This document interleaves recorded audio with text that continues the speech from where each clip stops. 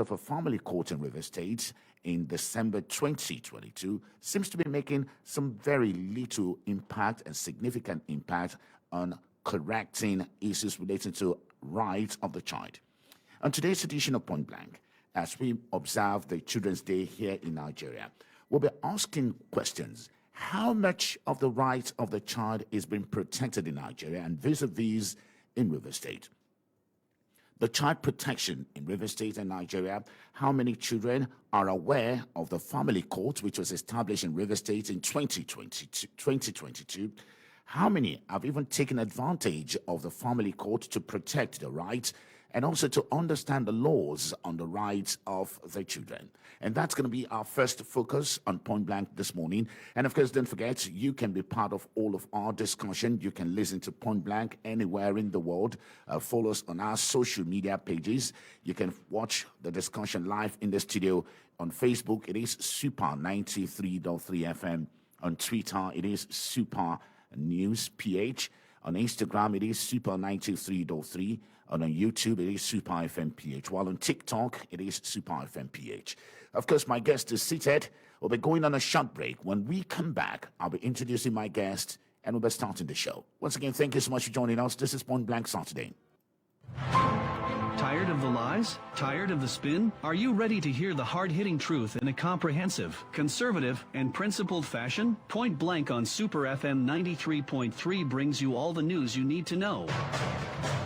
Real conversations, real news, and one-on-one interviews with some of the most intriguing names in River State, South Nigeria, and the country today. Unbiased analysis the way you wish still existed. They're damaging the economy of the country. I'm not bothered about whether federal government is supporting us or not. Because if you cannot protect the lives of your people, then there's no governance. From the news that dominates the headlines to the important topics below the fold, left, right, and center busts the opinion bubbles and echo chambers with genuine discussion and real talk. Out of $500 million that President Goodluck Jonathan borrowed for Abuja Kaduna. At the time I was speaking, we were paid over 100 and something million out of the $500 million. Tune into Point Blank with Sophia Afolayan every Saturdays 8:15 a.m. on Super 93.3 FM. Point Blank, civilized yet provocative.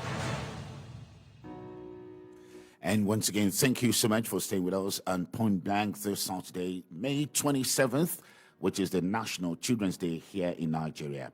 We are celebrating our heritage. We are celebrating the future hope of the nation and the generation.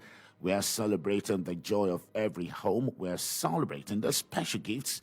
But again, the question is, how much of the rights of these children are being protected from primary schools everywhere in Nigeria and in River State? Of course, May 27th was set aside as Children's Day celebration as holiday in 1967. And as way of ensuring that the rights of the child is protected, there was a law which was enacted in the year, yes, again, just trying to get out, the act was in 2003. And all of this is to protect the rights of the child. And here in River State, a special court was instituted. And the court was instituted to ensure cases relating to family, particularly abuse of the child's rights, is brought to minimum. Now, a quick fact. One of the objectives of the family court in River State is to provide speedy justice and disposal of family cases in the earliest and to promote conciliation and mediation in dispute relating to marriages, prosecute issues relating to family and resolve family matters. However, how much has been done to ensure that the right of the child is observed here in River State? We'll be talking about that in the first segment of the show. And later on the second segment, I will be discussing something important. And my guest today is the spokesperson, the publicity secretary of FIDA. FIDA is the Federation of International Women Lawyers in Nigeria, River State chapter. And I have with me in the studio Mrs. Sophia Afolayan ESQ. Barrister, good morning, and thank you for coming on Point Blank this Saturday. Good morning, listeners, and thanks for having me. Okay, so Barrister Sophia Afolayan is responsible for issues relating to FIDA and particularly communication and public issues to FIDA. So again, Barrister Sophie, today is Children's Day. In the last 365 days when we celebrated the last Children's Day, and of course, don't forget, in 2022, the River State government put together or constituted the family court headed by Honorable Justice Suzette Nyesom-Wike herself. How much has changed in the character of abuse against the child in River State? Thank you very much. I must say that one of the very laudable innovations that came into River State is the family court. I have been to the family court myself. I have been there in a couple of weeks and recently, and I must say it's one of the best things that happened to River State. And I was asking myself the question, why did it take so long for the family court to come into River State? But thanks to Her Excellency, the Honorable Justice Suset Eberchie Wike for pushing this and pulling it through. So the family court has done a lot. Like the only issues we have with every law that is promulgated or enacted in a state or community is sensitization and awareness. And a lot of people have to know that they have a right, and these laws protect these rights or has provisions for these rights to be protected, and thus they should take advantage of it. If I put a plate of food before you and I did not say anything, and you have been taught from your growing up that when you're not giving anything or expressly informed that this is for you, you may be looking at the food, except for a child who has not been trained to say any food you see you don't eat except it's given to you. So ordinarily, most persons will believe that when you place a plate of food in front of them, it's theirs. But only a few will know that when you place a food before them and you have not told them it's theirs, they shouldn't eat it. This is what we have with most laws.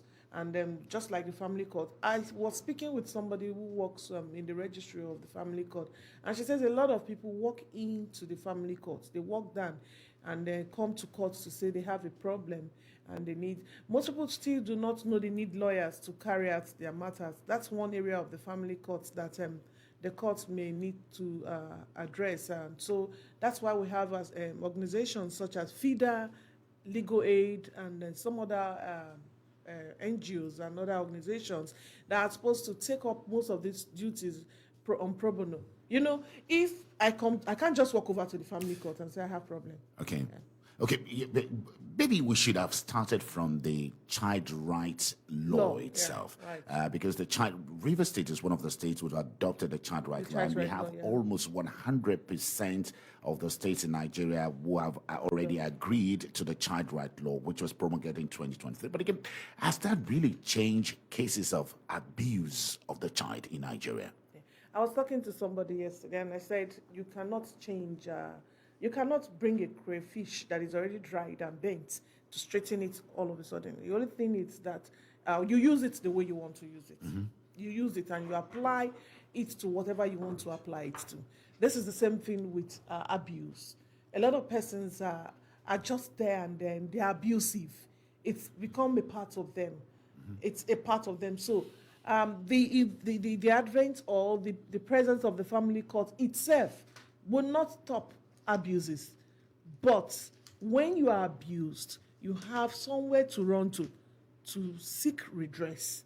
That's what the family court does. So people will not say because there's a family court in River State, and so if a man that is an abusive man or a woman that is an abusive person or so that likes beating somebody or fighting would just all of a sudden decide to I won't beat again because there's a family court in River State.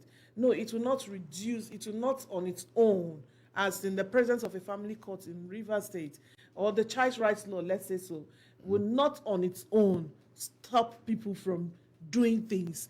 But the knowledge of the context of that law and how the law is applied. You know, a lot of people like seeing people as scapegoats, as in somebody has to be used as an example, not until they hear that this happened to this person when he tried to do this, or when she tried to do this, and or when she did this. And you know, some time ago we were talking about people said they didn't know there was something called bigamy and that you could even push for your rights. You know, the same thing happens to the laws. The child rights law as adopted by River State is a very broad one. It contains everything. Going through it the other day, I was like, wow. So this law even provides for a man that you must take care of your responsibility. And if he doesn't, this is what the person should do. But the people in the rural areas, in the grassroots areas, how many of them have knowledge of these materials or these laws in existence? And so it still goes to the place of enough sensitizations, and it shouldn't be left in the hands of one person or a group of persons. It should be everybody's duty. You know, when you talk about sensitization, and this is very, very critical, because you see, when we talk about sensitization, we're not only sensitizing the parents, even sensitizing the children themselves. Because you see, the child right law provides for penalties and issues relating to the protection of the child against discriminatory, harmful, and exploitative practices. Now, in Lagos, just about 2 days ago, Lagos State government launched what the Lagos State government call My Passport of Rights. It's a very small book, which they've given to children in schools in Lagos to let them understand what their rights are. Let's even begin from that. How many child in the primary or secondary school in River State really understand their rights? Well, it's still the same thing we're saying, and that's why we don't relent in our efforts in trying to ensure that we reach out to these children. We seize every opportunity we have to speak with children, to speak to them in churches, in schools, anywhere we find them, because the River State government may have to adopt a similar thing like we have in, when you go to schools these days, they ask them to bring this hymn book. What do you call the hymn now? Ancient and modern, whatever. So I think they still do that in schools. Yes. Okay. They distribute it in schools. In most schools, they distribute it in the assembly. This should be materials that the law should be put in a simplified form, just like you have called it. A simplified form of the law should be distributed amongst children, should be distributed in markets, because these people do not know. These things are there, but until they get to know that this is what this law says about you, this is what this law says about your provisions that must be met, this is what the law says about this area of your life and all of that, most of them would not know. So whatever means it will take, whatever thing the government will have to do, whatever steps agencies or bodies that are responsible for this, ensuring that people's rights and the rights of children are protected, whatever they need to do to get these laws across to them. For the parents who already have idea, who already have knowledge of the laws, you can speak to your children, talk to them about the laws. Let them also go back as evangelists and advocates to speak to their mates, because it's like a chain reaction. You have to try as much as possible to disseminate this information, because when knowledge is power, they say, and the law itself is power. You have this power, you have this document empowering you, but when you cannot you cannot have access to it, the laws are about 2,500 naira or 3,000 or thereabouts and above, but not everybody can afford that. So if we can have the simplified version of this law into smaller, shortened versions and simplified grammar like the Pidgin English or other local languages. Let's start from the Pidgin English. And then even for schools, if you don't have it, it should be a kind of like a dossier, that when you come into school, it's something you are giving to. When you are going into churches, the churches should have a column. And they also, in churches where you use bulletins and you should say that we have a law called the Child Rights Law. Everybody should try and have a copy of it. So it's a duty of everybody. What I hear you say is that the knowledge of the rights of the child is still very low, even here in River State, yes, which means it's still so low. many people don't even understand it. Yes, of course, a lot of persons don't understand it. And this is a very serious case, because when you look at part 1 of the Child Rights Law itself, which is about 230 pages long, part 1 mandates that when a child is concerned, the best interest is to take precedent. That is the best interest of the child. It's to take, and he goes on to say that the parent or the legal guardian of the child is obligated to fulfill the duty to give the child basic protection. And that's what the law says. So again, What actually does this mean? And do we really see an infringement of that part one in the society? It's one of the very interesting things that fascinates me about the child's rights law. It's that clause, that word in part one, which says the best interest of the child to be of primary consideration in all actions. Okay, Barrister, I'm sorry to interject now. No Maybe problem. you may just want to explain for the listeners when the part one said, in every decision, the best interest of the child in all consideration must be, and even went further to say, he mentioned the legal guardian or the parents of the child. Of the child. Yes. Now, how do I get? I'm trying to put an instance here. Trying to put an instance before us now. For instance, most of the matters you see in the family court is parties or most parents who are no longer living together, and you have issues of wanting to have custody of who has custody of this child. I mean, okay, in a situation where we have a man who is already married to another woman and he's no longer with his first wife, for instance, and the children are there, I wonder what the court would decide with respect to the best interest of the child.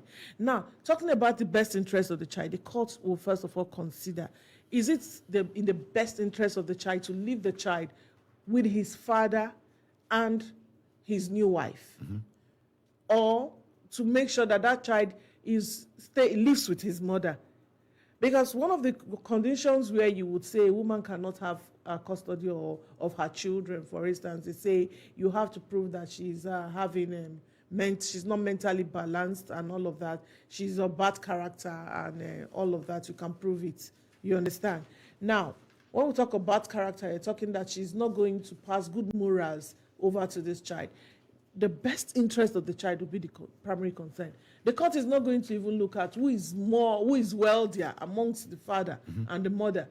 Who is capable of taking care of that child, of giving the child the protection? You know, I listened to the magistrate in the family court speak recently, and he said there's what they call a mother's milk, for instance. Who will be closer to a child?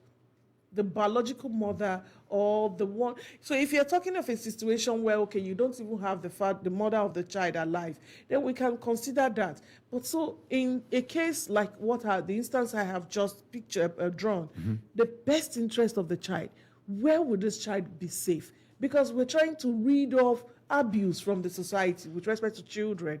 And so leaving that child, there may be a possible probability that, okay, because the man has money, he has a second wife who has other children, and so she should be with her father, or he should be with his father because he's a male child and grow under his father. But there's possibility of him not having the same kind of liberty and freedom and communication he may have with his own biological mother. And so you see such a child may grow into a nuisance in the society. And this is what the court is trying to avoid. This is one of the things the law is trying to avoid, because if you have healthy children, we have sane children, we have children who are mentally balanced, whose mental health are protected, then you have a saner and safer society. Because you will not see a child who is growing to say, I want to give revenge for what has been done to me when I was growing up. I want to make sure that people suffer the pains I suffered. I don't know if you understand the position I'm giving. This is an example of what the court says, that the best interest of the child has to be considered.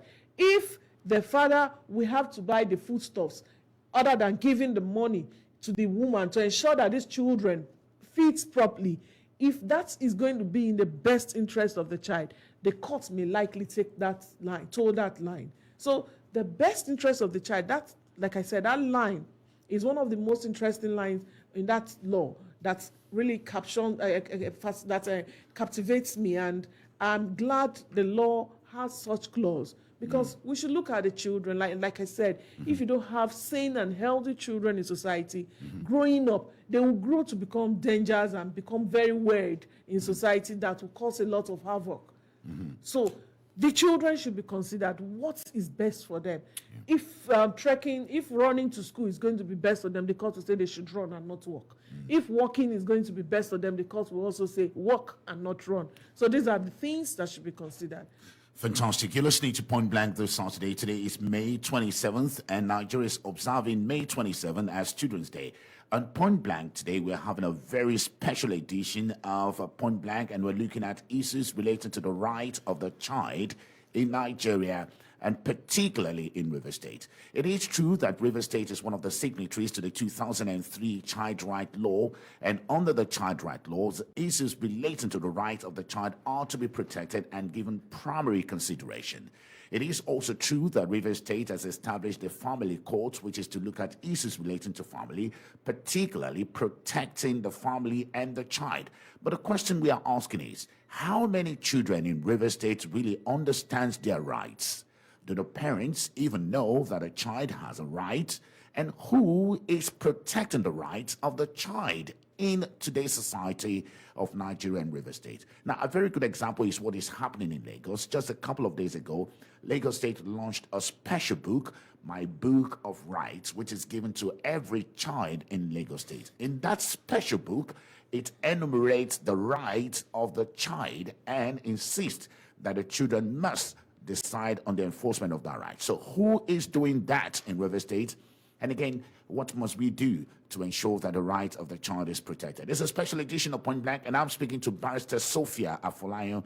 She's the Publicity Secretary of FIDA, Nigeria River State Chapter, and we're looking at all of this together. Again, we'll be looking at crimes against the child in River State and how much of it is getting justice. Now, don't forget, you can join us, be part of the discussion this morning. Our studio number is 070-5079-1021. Again, 070-5079-1021, as well as 081-174-31021 and 090-3984-8944. Now, you can send us a short WhatsApp message, 30 seconds only. Tell us your name, where you're calling for, and tell us, do you think the children understand that they have a right? Again, do you think the parents really know that there is a law that guarantees the right of a child? And if you're a parent yourself, tell us, how much do you know about the Child Right Law? And again, do you even understand that there is a special court in River State to take on issues relating to the family and protection of the family? Now, I'll come back to the telephone lines. The lines are already blinking, but I just want to talk a little bit more with Barrister Sophia Afolayan so that we can very well establish the issues. Again, I'm also interested on part 3 of that law. And part 3 of the law discusses the ways in which a child shall be protected.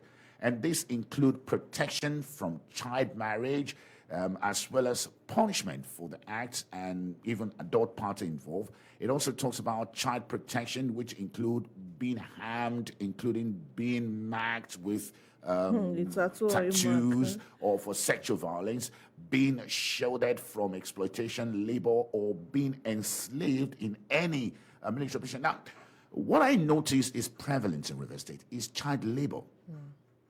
I've seen some children of school age during school hour hawking wares on the road. And oftentimes when I speak to one or two of them, they say, well, I am helping my mommy or helping my daddy. Again, in the eye of the law, is this an infringement on the rights of the child? All right. See, before I go into this, let me just say, because it will be very important for most parents to know what the rights of a child are. And I'll read some of these rights from the law. One of the rights of a child, it's surprising that most people will not understand. So it happens that I may have a child today and I decided that because I have a child who looks exactly like me, I'm going to name her Sophia. Mm-hmm. So when she grows up and she says, no, I don't like that name. The law has provided, the law says, yes, that a child can decide, this is what my name is. My name is, and this is what I want to be called by. And what we are supposed to do as parents is like we are guardians. We are not just guardians to provide guidance to the children. We are guardians to provide guidance to these children. So a child has a right to a name, and the law also says that every child has a right to have a birth certificate, to be registered at birth. And so these are some of the rights this of the is very, child. very critical because some parents, particularly those who get birth, where I'm talking about, in churches or in alternative medical places, don't even understand the essence of getting a child's birth certificate. And then this is because schools have not made it mandatory, or some institutions have not made it mandatory that when you come, you must provide a birth certificate to prove. But the government has made it so easy. This is a document, you don't pay anything for, it's for free. You walk up to any health center. Initially, those days when we wanted to, I got my children's birth certificate then in 2010, 11, 12 at Obio Cottage. And I know you will have to stay on long queues, but that's no longer the case. You can walk into any health center, even though it's not functioning, and you will see an NPC staff. An NPC staff is a National Population Commission staff who registers the birth of a child, of children at the door. You see them at the entrance for free. So it's very easy and it's accessible. I think the law has also made it very accessible for parents to access. Permit me, as we can see, just like you said, many parents and even the children themselves don't even understand this law. For example, you were talking about Part 2 of the law. Yeah. And the Part 2 is even specific. It talks about the name, the right to a name, and a family life. Yes, family life. And this is very, very critical because Family we see life. many children today in Nigeria, and River State inclusive, they don't even have a right to their family life. They don't even understand what a family life is like. That's the problem. And that's why you see, it bothers me when you see a lot of people come to our center, a lot of women come to our center to try to enforce for the welfare and care of their children, for provision of necessaries, for children whose fathers or parents, fathers especially, are no longer bothered about their well-being and their care. And then when you come, you ask them, what kind of marriage did you have? You hear these women say, we no marry. And some of them, they come with 3 children. You cohabit with more than one man, and you have 3 children or 4 children from different men. And then you take them around trying to see how you survive with these children. You have deprived these children with those actions of family life. Yeah, of family life. Those Deprive them children of cannot family enjoy life. family life. The man has children and has a wife and children outside, and then you try to give a preferential treatment. Definitely preferential treatment will come. Those children have automatically lost family life. And so the law has made provisions. So these are some of the things that these children should know are their rights. They have a right to family. I think it should be incorporated into the civic education subjects in schools. It should be incorporated. This part of the law on the rights of children and then the rights of the duties of parents to children should be incorporated into the civic duties or civic education textbooks of our schools, in primary, in secondary, and in the higher institutions. It should be incorporated so that these children should know. Because if you are not putting it out as part of their curriculum for them to learn, that means you have something you are hiding, because the system does not want the children to come to terms. And some with of them may this. not even understand what it means to have a family. Of course. Another interesting thing I saw in Part 2 of the Child Right Law, it's the right of a child to recreation. The recreation. I see some which we schools. have lost now. I see some schools, some nursery and primary, private nursery and primary school on one plot of land, and there's no space for the child to play. the child to play. No space for the child to run around. But the law said the child has a right to recreation. So recreation. And then with River State and then the land issues, conservation. And so somebody buys a half plot of land and builds a gigantic duplex in it without even leaving a play area for the child. And it's even getting worse with when holidays are coming, the long holidays are coming. You see parents, schools are announcing summer classes. The children goes to school from January to December. There is no time for recreation. The holidays are so short. So you have deprived the children of their rights. So even the schools, there should be a way of calling on all, just like they have their day they call NAPS Day for private schools. On those days where you have NAPS days, these things have to be taught. It's not just to have naps there and stay at home and shut down the schools. These proprietors and proprietresses should be gathered in a place where they are educated on what these rights of these children and how they should make sure that their environment and their school environment supports this law. And tries to apply what the laws have said with respect to the children's rights and duties. So apart from the children knowing their own duties, the children too also have to know their rights. And then the parents' guardians also have to know the rights of these children and try to apply. And that's our question this morning. The question is, do the children know their rights? Do they know that they have a right under the child rights law? Only a few of them. Only a few. And again, do the parents actually know? And again, do the children even know that they can actually, But you know, the children of these days are very smart. And even you have private schools where everybody has become a private school. Yeah. And so you even have a private school where somebody who is it's okay, still trying to live an average life or a very low income earner can also send his children to a private school. Because even the so-called private schools, some of them are just a room like this. And you see them put and divide it and they are teaching. And at the end of the day, the children close. Sometimes, in fact, I went to Sangana, my one, the other day, and I was hearing children saying, surely goodness, near the market. So I asked myself, with respect to this law, where do these children have recreation? No recreation. The only recreation such children can have is running around their classroom, from their classroom to the next classroom, if at all they have such spaces. So these are things that should be considered. Parents should know that these children have rights. And this is why we need a lot of sensitization. The social media, the media houses should have room to speak on this. It should also be part of it. We have a lot of social programs. We have a lot of educative programs going on radio and television. But specific topics such as this should be part of what should be discussed so that they hear it on radio.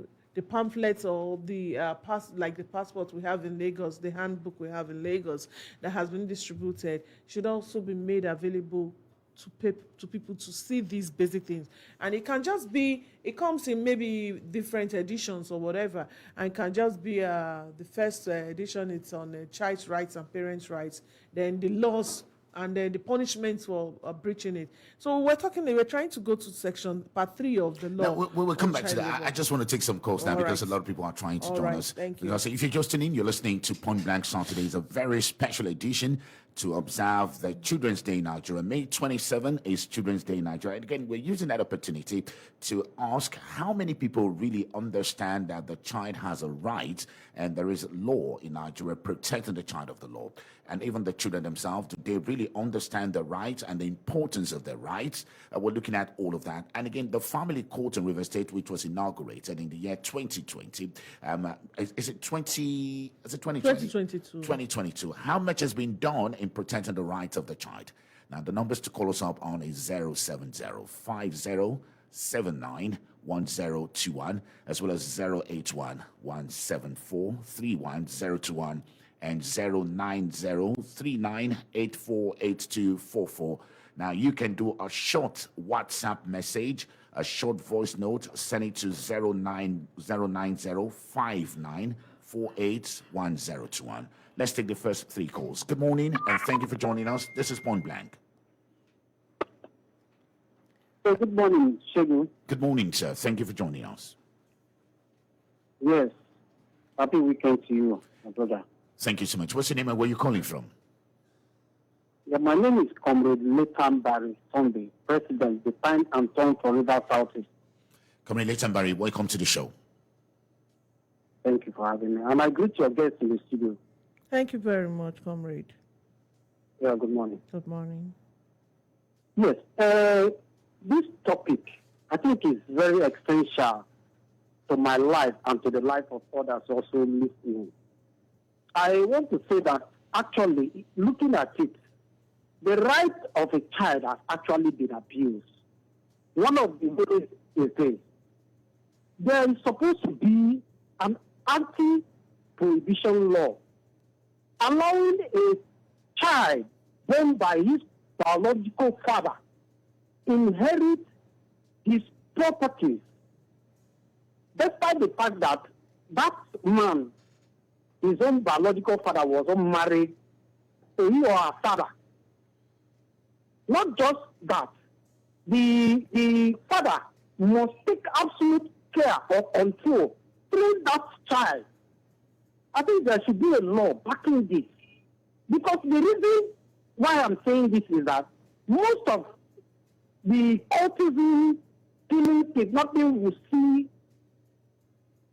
giving us precarious security situation in this state and Nigeria is because most of those children are bastards. They do not belong to anywhere. Some of them are just left to a home. Said nobody got their father was not married to their mother, and so we don't go back to the compound and started conceiving nuisance. So I want the state government, because the law I had them pass some time ago as regards to women inheriting properties, even when they've married. I'm not against them when they are not married, but even when they are married to a husband, they still come back to their father, their biological father's house. So inherit property. This is actually a taboo to the law of the culture. Okay, so Comrade Sunday, Comrade Sunday, the state government is supposed to implement. All right, fantastic. Thank you so much. The problem we are having. Okay, thank you so much. I think your call is for state government to enforce these laws, which we agree with. But we have another call here. Hello, good morning, and thank you for joining us. Good morning. Good morning to your guests in the studio. My name is Domenem. I'm from Ogoniland. Domenem, good morning. This law that was being passed is one of the best law, but implementing this law is going to be very tough. Standing and talk about people. If you go to rural areas today, you see the abuse of dealing with this, and they don't even have the resources the chiefs has. Because we ask them to drink, and they don't even have because of the rates of you're not going to call. So I think that. Well, Dominembe, we apologize, but your line is breaking and we just cannot make a very... But again, I think we understand what you're trying to say. Enforcement of the law. Yeah, let's take another one. Good morning and thank you for joining us. Yeah, good morning, Shegun, and good morning to your guest in the studio. Good morning, Good morning. Thank you so much. My name is Mishak. Mishak, good morning. Yes, thank you. One thing I have gotten from this program, which I also want to give a voice to, is first of all, a law is nothing if its precept is not understood and actually implemented. You know, so the same thing goes to this particular Child Rights Act. If it is not known by the people, if it is not understood by the people, and if it is not so put in practice, then it remains a piece of document. In that regard, I also call that a handbook to, if you like, simplify this child rights law, be brought in, be made available. That will also mean that in that direction, I want to say that. Because a violation of these rights will also mean violence against the children, you know. So my organization, I'm not going to mention the name, even though we are a non-profit organization, but if Sheikh will allow me, I can do that. Has actually domesticated the violence against persons law, which is the VAP law. In fact, we've actually also made it into a readable handbook, simplified readable handbook, which we've trained the police, we've trained health workers, we've trained communities, including Tai, Eleme, and Port Harcourt. We've trained women, the FIDA, you know, and even the women affairs on these GBV, gender-based violence issues. And so I think that if your guest could partner with my organization to a similar handbook with regards to this Child Rights Act. Thank you so much, Mr. Kuyi. Unfortunately, I would say, though we are a human rights organization, we for now focus we don't have so much expertise on child protection, child issue, but as a human rights organization who has very experienced in this direction, we can actually help in also producing is making this law into a handbook. And my organization, like Chevin, please let me mention, is the Center for Environment, Human Rights and Development, SED. And we are very much hoping in partnering with your guests to see that this handbook is also made public, just as the FAC law is also public. All right, fantastic. Well, we'll be looking at all of that, but again, FIDA, the responsibilities of FIDA, I don't know if it encourages that. But let's just stay in line. We'll take 2 more calls. Okay, we lost that again. Don't forget, you can send us a short voice message. If you have a voice message, you can send it to us, and we'd like to also get your voice. We'd like to get your contribution. It's a very special edition of Point Blank this Saturday as we observe the Children's Day here in Nigeria. And okay, so let's take this. Good morning, and thank you for joining us. This is Point Blank. Sure, good morning. Good morning, sir. My name is Desire. I'm calling from Tanzania. Sorry, I didn't get the name, sir. Desire. Good morning, Desire. Yes. Desire, yes. This very all-important program that you said this morning, it will be better after our discussion. We swing into action, more especially now that we are about to have another fresh dispensation. Because, like as you said earlier, that you met a child on the street and you are asking, why are you telling this when the school is on? So I'm helping my mother. At that point, sometimes the mother might not also know the rights of the child. And the child himself might not also know his own rights. And because when you look at River State, signing that law, what effort has been made? Did River State indeed have a data? Did River have a data that will make every child, if you are born here as a citizen, to be able to get your own rights? In the sense that hello, Desire. Many of us will go on the street, and when we see these children, when school is in section, we never ask questions. We allow them as if, the River State has become no man's land. Anything can happen. But if it is where we have data of River State individuals, believe me, the government has many parts to play in these children, more especially as we are celebrating today. Let this thing be turned into our government so that those people in power will know actually the rights of a child to be able to give them that education, that adequate education that they need to understand, and then to grow to begin to know that yes, indeed, children have their own rights in the society. Thank you very fantastic. much. Thank you so much, Desire. And Desire has spoken on absence of data and said without a proper data, it might actually be difficult for us to track issues of child abuse. And again, I'll be asking you to speak on that light, Barrister Afolayan. How true is it that we don't have data? And if indeed we have data, how well have we utilized the data that are available for us? Have we really mined those data? Maybe you want to speak on that line. The problem with data, most of these things are, we still do things manually. Things are still done manually. The registration of births is a manual registration. And so if I come and say, okay, let me know who has, how many children you have registered, you have to go and bring the books. So I think these things should now be automated and saved. They should be computer generated. That's one of the innovations of the River State Judiciary, which we have the RIF Commits, River State Courts Management System. And it helps you. You can go into the system, even if it's a matter that is being done between Sophia and somebody else. You can type my name on the system, search on the RIF Commits platform, and you'll find that. But where you don't have, you still have most of these information, such as birth registration, being done manually.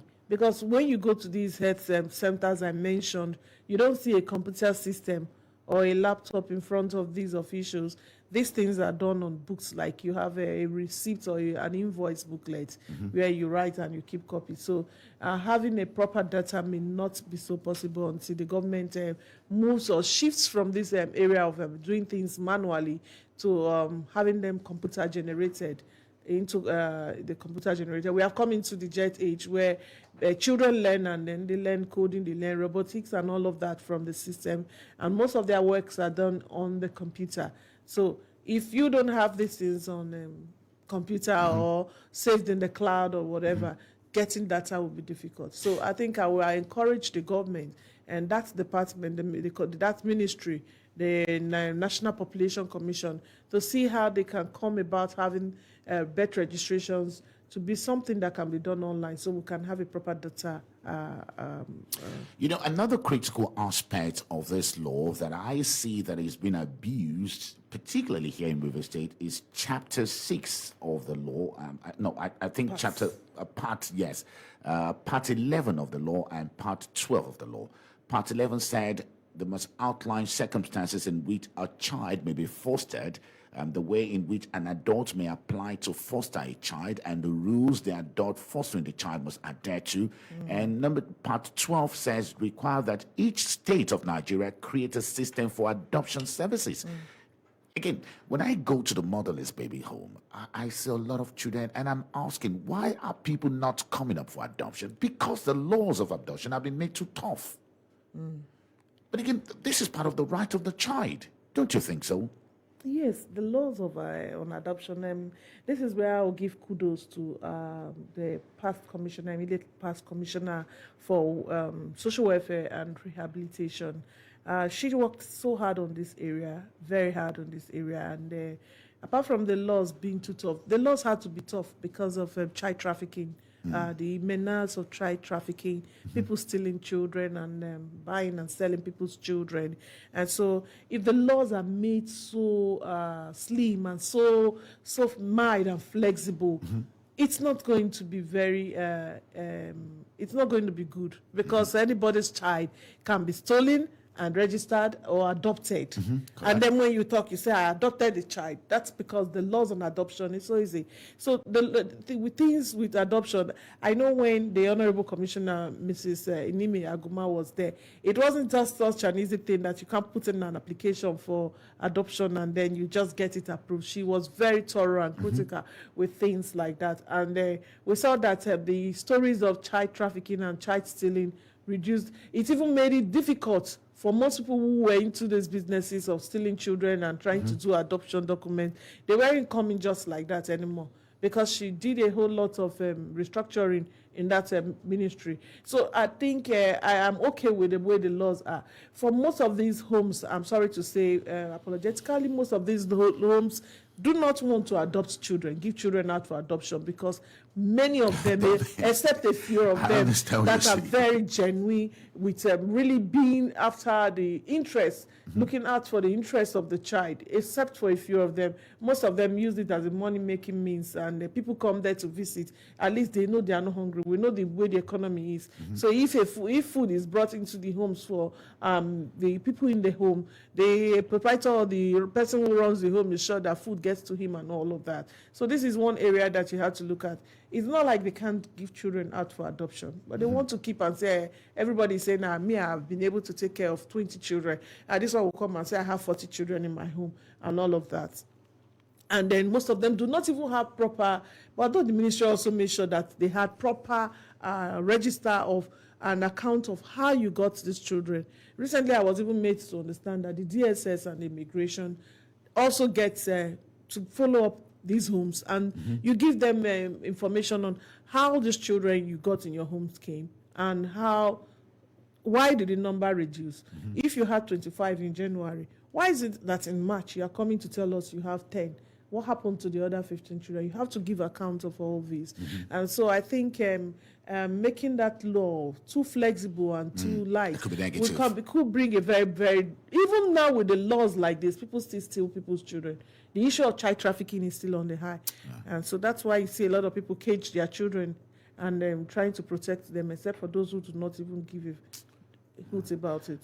Very serious. You're tuned to Point Blank this Saturday. It's a very special edition to mark May 27, Children's Day in River State, and we're looking at the issue of the child's rights, and we're asking ourselves how many children in Nigeria, River State, really understand that they have a right. Do parents really care about the rights of these children, and do they really know that there are laws mandating them to make certain provisions compulsorily for the child. Again, we'll be looking at the family court, which was instituted in 2022, and we'll look at how much successes has been achieved in the protection of the right of the child following the institution of the family court here in River State, headed by the wife of the governor herself, Justice Suzette Nyesom-Wike. And all of that we're discussing, and I have in the studio having a conversation with me, Mrs. Sophia Afolayan, who is the Publicity Secretary of FIDA Nigeria, River State chapter. Now, don't forget, we'll be taking all your voice notes, and your voice notes should go to 09059481021. Again, send us a short voice note, 09059481021. Do you really understand what the law says on the right of your child? How much of it have you really gone to protect? And do you also know that you may be sued for violating the rights of your child?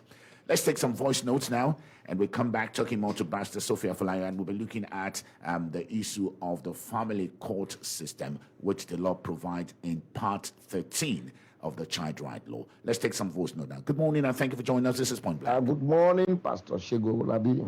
Good morning. Greet the resource person in the studio. My name is Royal Chief Ambassador Magnus Ego. Thank you so much. From Kwawa community. I just have one question. Happy Children's Day to all our children. I want a question to the guest in the studio, Mr. Shego. For instance, we have parents that they are calling their children non-biological children. We have parents that do not marry and they give birth to children. Those children did not bear the name of their fathers. I'm talking peculiarly to Ogoni traditions.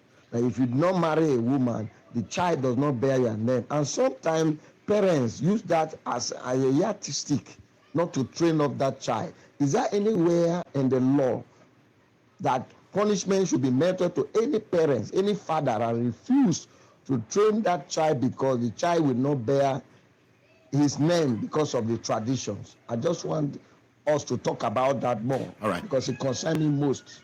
Because in our society, in the Ogoni traditions, if you not marry a woman, they won't allow you to bear the child to bear your name. So in terms of training, sometimes the parents will now, the father will now say, oh, he's not bearing my name, so what is the essence? But you give birth to that child.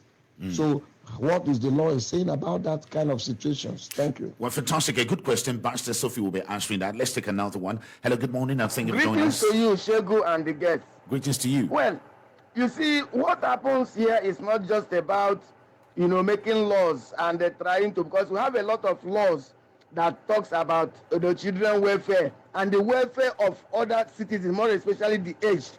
But the fact remains that our leaders, especially the governors, don't look the way of the ordinary citizens of this country, and have continued, to show apathy when it comes to, reaching out to the ordinary people. And I think that this is what happened during the time of Rotimi Amechi, where he came down providing books and clothes, and other things for the ordinary citizen. But we don't see these things anymore. Let us speak to our government and think that the press should help, in this direction to press, and not just today that we are marking the Children's Day. They will begin to talk, but let us continue, more especially the press, to ring this bell so that the society will be better for all of us. My name is Chile Edwin. Well, Chile, thank you so much. But again, the first step is for you to recognize these laws and to understand them. And I bet you a whole lot of people don't even know the provisions of this law as containing about over 200 pages. And if you don't know it, how can you fight for your right? Let's take another one. And after that, we'll be taking some more comments that are coming in on our social media. And on our social media, Egwin Chisom, thank you so much. Egwin said, well, honestly, they need to implement the law, the right of the child. Thank you so much, Chile Egwin. And Chile Egwin, you wrote for that. I said, greeting to you, the presenter. Indeed, the problem here is that our government have not made genuine efforts to protect the children through deliberate social welfare services from local government, state, and federal level, as we continue to discuss the same thing each time the Children's Day comes around and ends there. Most unfortunate that in Nigeria, we don't emulate what they enjoy from so-called Senate climbs, and I think that the press has a duty to perform here and by always ringing the bell, and not only on Children's Day. Well, again, thank you so much, Chile Edwin. But the question is it really true that our government don't care? For example, I know that the family court in River State was a specially designed one. And in fact, when the governor was inaugurating it, he made it very, very clear the kind of cases that come there. And that's the reason why I said the wife of the governor will be heading the court, and there's some special provisions. So let's talk about the sincerity of government, particularly here in River State, to issue family and the protection of the child, of the rights of the child. We as FIDAs and as lawyers, a lot of us saw the passion in the governor when he established the family court. In his statement that day, he said he had so many activities, but he had to because of the expediency, because Her Excellency wouldn't even allow him, because it allow him rest without the establishment of that court. And he needed to make sure that court was established and did not exceed 2022. If you remember very well, that court was established sometime in December, towards the late period of about December. 20-something. 20-something. And so this was a period that the governments were shut, the institutions and were going on vacations and all of that. But the governor came out, because if not for the passion, and the governor's wife, Her Excellency is somebody who is very passionate about children. Yesterday, she made sure, even though she couldn't come around for the Children's Day celebration, but every child that was present at that event got a gift from Her Excellency. So it's not just like he's just doing it because every other state. It's something the government is passionate about. And then it's not like to say, it's wrong to say that the governor is not concerned again, about the rights having of the seen children. the passion of the government, and we have in the court in River State, how many people have taken advantage of the services of the court? A lot of people take advantage of it. A lot of persons. And you see, one thing I love about that court, it's quick dispensation of justice. It doesn't waste time. I have been in that court. I've been in that court. Sometimes the magistrate who sits in that court sits up to about 5 p.m. in the evening, because he wants to make sure that every matter on his court list is attended to. Okay, on Thursday last week, that court was supposed to sit, but they also had to attend a program by the governor. And that magistrate asked everybody to wait, that he was going to try to attend to it. But unfortunately, by the time they came, it was already past 2 and it was already past 3 or about 3 o'clock. And he had to adjourn some to yesterday. And I know I saw somebody whose matter was in that court yesterday and said, he heard us and he has finished. He doesn't waste, the court does not waste so much time. It's just like what you see on TV with some of these juries and Judge Judy and that of the Lagos State Family Court, where you see quick dispensation of these matters. Now, beyond the quick dispensation of matters, again, my question is, how many people really understand what the court can do? I also know that the wife of the governor named Dr. Stephanie O'Hire as one of the counselors who could actually sit down, because I've seen a lot of people, even enlightened people, go through family issues and they don't know what to do. Of course. And that's why I always talk about the clergy, the churches. You see, this is one of the areas where we have always had issues with problems of marriages and families, that it's coming up and they say, hey, you protect the church name, don't go out, don't go to court, don't worry, we'll settle it here. And at the end of the day, the church does not do anything to those matters. A lot of them ends up even making it even worse, that most of the people end up looking, let me leave the church at once, so that if I leave this church, I can face my matter and get justice. A church will tell you not to go. Yes, Dr. Stephanie was one of them. And I asked one of my colleagues, I'm so passionate, I'm so amazed at the passion with which most of the assessors and counselors of this family court, you see them seated there. Most of them are retired directors. I know one or two of them from the Ministry of Social Welfare who have headed good positions in the ministry. And they are there. And I was surprised these people still sit there. They follow these matters to the end. And I was even whispering to my colleague, I said, are these people paid? Do they pay them? Are they on salary? How can this man leave his house from morning till this time? And he's here in this court. And she said that she's even equally very surprised at the passion with which these persons are pushing this. But I would want to call on the government to, yes, the court is there, a beautiful, fantastic building. Yeah, the magistrates are very beautiful one, very comfortable place to be. Most times we even want to just go and sit down there. You are not sweating and all of that. The River State Judiciary is one of the best places to always sit around. And so we also want to encourage more magistrates and more judges. We know it's coming up, and then we see what they are doing. And we boast in Rivers State that the judges and the magistrates are well taken care of. It's one of the places where you are sure that your matters will not be compromised. Yeah, fantastic. But I want us to take because we just have about 5 minutes more on this segment before we take on the next one. But the particular case that I think the gentleman who spoke to us via the WhatsApp talked about a particular case, and he said this is very rampant in Ogoni, where you have two people, but because they're not married and the child does not bear the father's name, the child is denied education. Yes. You see, I'll take him back to part 2 of the rights and responsibilities of the child, where we saw in section 1 of that says that every child has the right to a name, and accordingly giving a name on his or her birth or whatever by his parents or guardian. So you cannot, a paternity of a child, you see, most of these traditions are repugnant. They are no longer things that we have to flow with. But a lot of people have seen themselves, this still boils down to understanding and enlightenment. You know, a lot of them grew up to say, now so our forefathers, they do them. So we just have to continue it.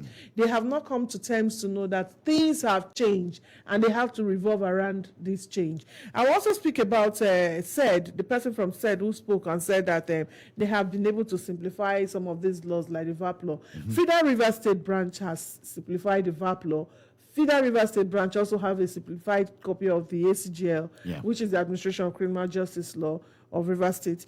And I know that within a short time, it will be a project on the pipeline for this administration to also work towards having a simplified version of the child's rights law. We only pray for sponsors and for support to be able to do this because they are capital-intensive projects. But I know that FIDA will not rest on its hours to ensure that this. We travel around. We go to Ogoni. We go to. We've gone to Andoni. We've gone to Opobo. Most of these grassroots areas to speak to the rights. And there's no gathering we ever come to where we don't talk on the rights of the child. It is very paramount. Even in schools, we speak to these children on their rights, and we will not stop doing that. You know, Barrister Sophia Afolayan, it's always nice talking to you, and we just have very little time to spend here. Maybe before you go, you want to advise the parents and even the child themselves. I mean, you were talking about part 2 of the of that law, and I realized that there's even a section that talks about the right to privacy of the child. Yes. I remember my last daughter told me, Daddy, you are infringing on my privacy. I said, Jesus Christ is Lord. I'm sorry. Maybe you want to talk to the child and even the parents themselves. Yes. Yeah, the child has the right to privacy, but we know what the society is like today. And that's why a lot of us parents wouldn't want to give our children absolute privacy. But there are special ways and there are good ways of doing this. You try to always emphasize on being very close and friendly with your children. For one, sometimes I vacate my room before it's bedtime. I go to hang around with my children. I try to say, okay, let's eat together. Let's go to your room. Let's eat together. We stay in their rooms. We gist and tell stories and all of that. In so doing, because they see you like trying to chat up with them and trying to play with them, they don't see it like infringing on their privacy. It's very important not to give them the absolute privacy they desire, especially in their growing up stage, for proper guidance, because a lot of things are going on. My daughter came back telling me about a friend of hers, a classmate of hers, a JSS3 person who has several bitcoins that he's doing Forex and all of that. I said, hey, that's the start of Yahoo. She was like trying to encourage me. I said, no, it's not Yahoo. He sells and buys Bitcoin. I said, somebody who is 13 years or 14 years doing all that, I had to start encouraging her and trying to make her understand that she could be going on the wrong direction. Because if I grant her 100% privacy, she may want to try all these out. Okay, let me see the link and let me try and follow up. And you don't know where she may be heading to. So in as much as the law provides for privacy for these children, for our children, it's also proper that we guide them and follow them up closely so that we will not also have hazards in society and in the environment. Well, fantastic. We've been talking to Barrister Sophia Afolayan. She is the Publicity Secretary of FIDA, Nigeria, River State. And it's a special edition of Point Blank as we look at the child rights and protecting the rights of the children as children in Nigeria mark today, May 27, as Children's Day. Once again, thank you so much, Barrister Sophia Afolayan. Thank you so much for coming to the studio. Thank you, sir. It's my pleasure. You're tuned to Point Blank. We'll go on a short break. When we come back from the break, we have another guest, and we're discussing the issue of oil producing community and their understanding of the PIB Act that guarantees 3% of PIB revenue for them. Again, how much of this community understand this? Stay with us after the break. Welcome to a new dimension. Great news! The Super FM Marketing Studio is now situated in the unique business